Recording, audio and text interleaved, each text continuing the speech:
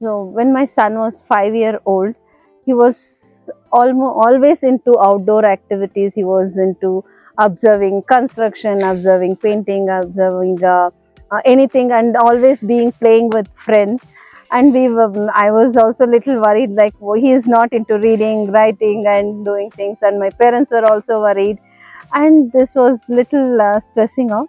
Got to know about Arohi, where the child is empowered to learn what they want to learn. My son was in Arohi for more than 10 years, and throughout this 10 years he has explored, you name it, he has done it. It is like that kind of a thing where he has explored doing construction, making of slabs, making of walls, painting, plumbing, electrical, playing football, and into hockey, and also cooking, baking, tree climbing, rock climbing, surfing, skiing. Different. Apart from all these other learnings, he also developed his understanding his own emotions, understanding how he decides, understanding what is his need. He is into organizing, planning, and all these little processes and tools helped him to shape into a beautiful person.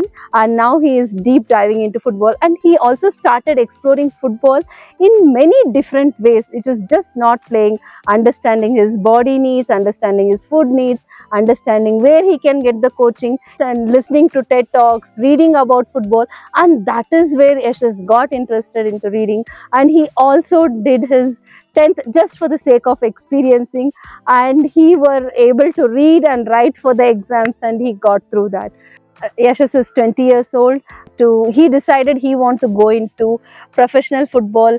He has joined the club, and he takes care of all his professional journey, whatever is his need. It could be mentors, it could be friends, it could be his training, and all that. The help of Delaware practice and the mentors, the help they gave me was a lot, and then it kind of helped me make the decision and to kind of like just shift totally into football and put my efforts there 100%.